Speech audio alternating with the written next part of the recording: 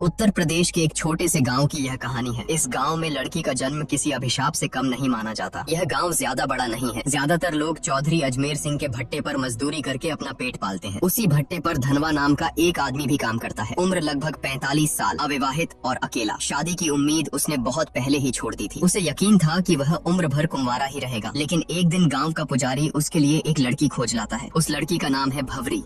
उम्र करीब 21। अगर ऊपर किया तो तेरी माँ मर जाएगी अगर तूने वीडियो को लाइक और चैनल को सब्सक्राइब कर कमेंट में जय माता दी नहीं लिखा तो।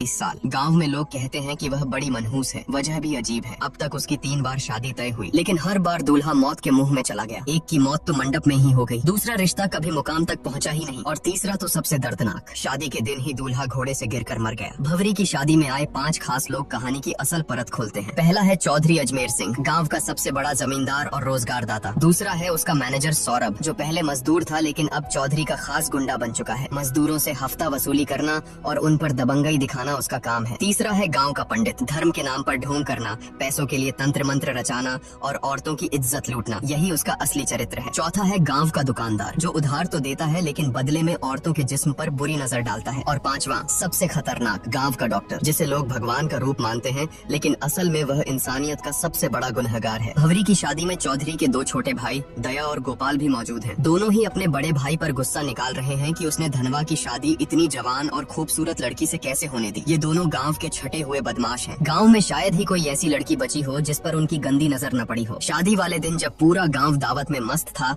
उसी रात चौधरी के दोनों भाई ने वह किया जिसकी किसी ने कल्पना भी नहीं की थी। वह गांव की एक मानसिक रूप से विक्षिप्त लड़की बसंती को बहला फुसलाकर जंगल में ले गए और दरिंदगी की सारी हदें पार कर दी। उसके बाद इस डर से कि कहीं वह किसी को सच न बता दे, उसे बेरहमी से मार डाला और लाश नदी में फेंक दी। उन्हें लगा कि यह मामला भी वैसे ही दब जाएगा जैसे पहले दबते आए हैं, लेकिन इस बार बात केवल कुकर्म तक सीमित नहीं थी, ये हत्या भी थी। गांव के लोग सन्न थे और पुलिस इंस्पेक्टर की चौधरी से पुरानी दुश्मनी भी सब जानते थे। अगले ही दिन जब चौधरी अपने भाइयों को पश्चाताप कराने मंदिर ले गया, तभी इंस्पेक्टर ने वहां धावा बोल दिया। पूरे गांव के सामने उसने चौधरी के भाइयों को पकड़ लिया और जब चौधरी बीच बचाव करने आया तो इंस्पेक्टर ने गुस्से में उसके गाल पर ऐसा थप्पड़ जड़ा कि पूरा मंदिर गूंज उठा। इंस्पेक्टर ने गरजते हुए कहा, औकात है तो करा लेना अपने भाइयों की जमानत, लेकिन इस बार कानून की पकड़ से कोई नहीं बचेगा। भले ही उसके पास सीधे सबूत न थे, मगर उसे यकीन था कि डीएनए टेस्ट सच को उजागर कर देगा। थाने पहुंचने पर दोनों भाइयों की ऐसी खातिरदारी की गई कि आखिरकार उन्होंने सब कुछ कबूल कर लिया। चौधरी ने शहर के वकील से सलाह ली, लेकिन वकील ने साफ कह दिया कि मामला बहुत पेचीदा है, जमानत मुश्किल ही नहीं नामुमकिन है।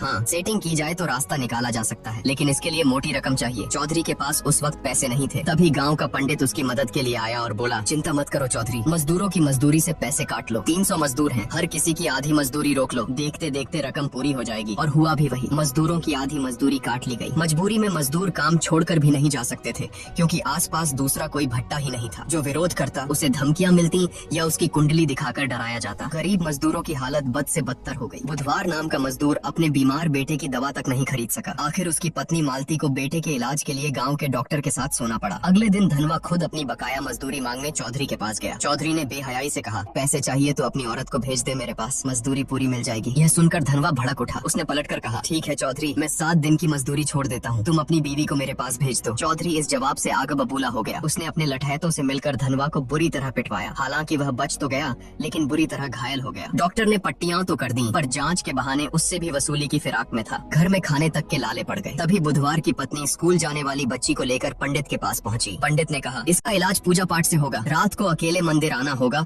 और वह भी सिर्फ एक वस्त्र में। जब उसने यह बात अपने पति को बताई तो उसने गुस्से में कहा, अगर पूजा से बीमारी ठीक होती तो दुनिया में डॉक्टरों की जरूरत ही न पड़ती। पंडित के मन में क्या गंदगी पल रही है, मैं सब समझता हूँ, इस ढकोसले में मत पड़ना, बच्चा अपने आप ठीक हो जाएगा। उस रात पुजारी देर तक मंदिर में इंतजार करता रहा। गाँव के लाला ने यह देखकर पंडित का मजाक उड़ाया। पंडित तिलमिला उठा। यह सुनकर डॉक्टर ने ठंडी सांस भरते हुए कहा, चिंता मत करो, अब देखना मैं क्या करता हूँ। अगले दिन डॉक्टर ने चौधरी की मदद से पंचायत बुलाई। पूरे गांव के सामने उसने हाथ में एक मेडिकल रिपोर्ट लहराई और बोला, गांव में महामारी फैलने वाली है और इस बीमारी का कारण है धनवा। लोग सन्न रह गए। बीमारी का नाम किसी ने सुना नहीं था, लेकिन रिपोर्ट देखकर सभी डर गए। गांव अनपढ़ और अंधविश्वासी था, इसलिए डॉक्टर और चौधरी का झूठ आसानी से सच मान लिया गया। भीड़ में खुसुर पुसुर होने लगी। नतीजा यही निकला कि धनवा को गाँव से बाहर निकाल दिया गया। बेचारा धनवा गाँव के बाहर एक टूटी फूटी झोपड़ी बनाकर रहने लगा। उसने भवरी को भी खुद से दूर कर दिया ताकि उसे भी ये बीमारी न लग जाए। भवरी अकेली पड़ गई। गाँव में अब उसके लिए जीना और भी मुश्किल हो गया। काम की तलाश में उसने चौधरी के भट्टे का रुख किया, लेकिन वहाँ उसकी जिंदगी नरक से भी बदतर थी। मजदूरों और लठैतों की नजरें उसके जिस्म पर गिद्ध की तरह टिकी रहती। इसी दौरान मुंबई से एक जवान लड़का गाँव आया। वह मजदूरों की हालत पर डॉक्यूमेंट्री बना रहा था। उसकी देखभाल का जिम्मा भवरी को दिया गया। खाना पकाना, सफाई करना। शूटिंग पूरी होने के दिन मूसलाधार बारिश हो रही थी। लड़के को छोड़ने जाते वक्त रास्ते में दोनों भीग गए और अंधेरे में एक दूसरे से लिपट गए। भवरी को लगा कि यह पल किसी ने नहीं देखा,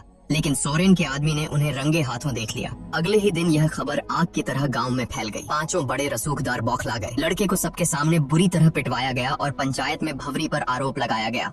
तमाशा देखने वालों में धनवा भी शामिल था। वह भवरी पर टूट पड़ा और बोला, तूने मुझे धोखा दिया है, अब हमारा कोई रिश्ता नहीं। अब भवरी पूरी तरह अकेली हो गई, न पति का सहारा न गांव का। दिन रात अपमान झेलने के बाद उसने वही रास्ता चुना जो गांव उसके सामने धकेल रहा था। उसने चौधरी और उसके चमचों को संदेश भेजा, अब मैं वही करूंगी जो तुम चाहते हो, लेकिन मेरी कीमत बाकी औरतों से 7 गुना होगी। पहले तो सबने इसे अनसुना किया, मगर रात गहराते ही पांचों रसूखदार बारी बारी से उसके घर पहुँच गए। बोली लगनी शुरू हुई। आखिरकार सबसे मोटी रकम लेकर एक ने भवरी का यह धंधा शुरू किया और यहीं से गांव की हवस की भूखी भीड़ टूट पड़ी। भवरी अब गांव की लानत नहीं, गांव की सबसे महंगी औरत बन चुकी थी। डॉक्टर से लेकर पुजारी तक, चौधरी से लेकर मजदूरों तक, हर कोई उसके जिस्म का सौदा करने लगा। जो औरत अपने अधिकार के लिए लड़ सकती थी, वही अब पूरे गांव की हवस का खिलौना बन गई। अब गांव में यह सब आम सी बात हो गई थी। भवरी की इज्जत बिक चुकी थी और कोई रोकने टोकने वाला नहीं था। उधर चौधरी अपने भाइयों की जमानत के लिए वकील के पीछे भाग दौड़ कर रहा था, लेकिन किस्मत को कुछ और ही मंजूर था। पैसे देने के बावजूद तभी जज का तबादला हो गया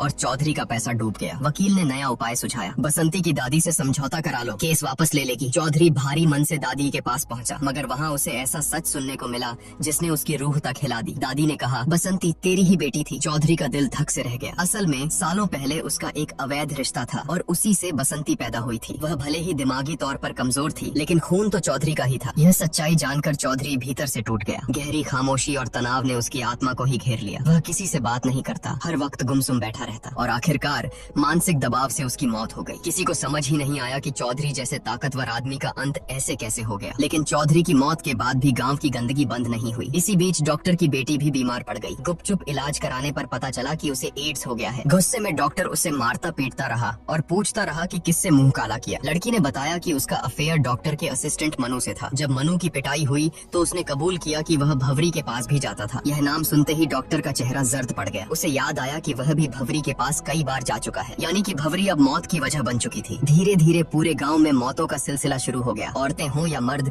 सबकी हालत बिगड़ने लगी। जब मीडिया तक यह खबर पहुंची कि गांव में महामारी फैल रही है, तब 100 से ज्यादा शवों की जांच की गई। रिपोर्ट सामने आई तो एड्स का पता चला। गांव में हाहाकार मच गया। अब लोग किसे दोष दें? सबकी उंगलियां धनवा की तरफ उठी, क्योंकि वही था जिसे सालों पहले एड्स की बीमारी हुई थी। गुस्साए गाँव वाले उसे पीट पीट कर थाने ले गए, लेकिन जब उसका खून टेस्ट हुआ तो सच्चाई सबके सामने आई। धनवा को कभी बीमारी थी ही नहीं। असल में डॉक्टर ने पंचायत में झूठी रिपोर्ट दिखाई थी। असली बीमारी भवरी तक पहुंची थी उस मुंबई वाले लड़के से जो डॉक्यूमेंट्री शूट करने आया था। वहीं से यह जहर पूरे गांव में फैल गया। अब गांव वालों का गुस्सा फट पड़ा। सच्चाई जानकर उन्होंने डॉक्टर, लाला, पंडित और सोरेन को घेर लिया। पुलिस ने भी आंखें मूंद लीं और उस दिन पूरा गांव भेड़ियों की तरह उन पर टूट पड़ा। उन्हें इतना मारा गया कि वहीं तड़प तड़प कर उनकी मौत हो गई। उधर धनवा को जब यह पता चला कि भवरी भी उसी बीमारी की चपेट में है, तो वह उसे आखिरी बार देखने गया, लेकिन तब तक भवरी की मौत हो चुकी थी। धनवा ने भारी दिल से उसकी चिता सजाई और पूरे सम्मान के साथ अंतिम विदाई दी। यह पूरी कहानी यही बताती है कि अपने कर्मों से कोई नहीं बच सकता। जो जैसा बोता है वैसा ही काटता है। कुछ समय के लिए बुराई जीतती हुई जरूर दिखती है, लेकिन अंत में उसका अंजाम हमेशा बुरा ही होता है। और इसी कड़वे सच के साथ यह कहानी खत्म होती है।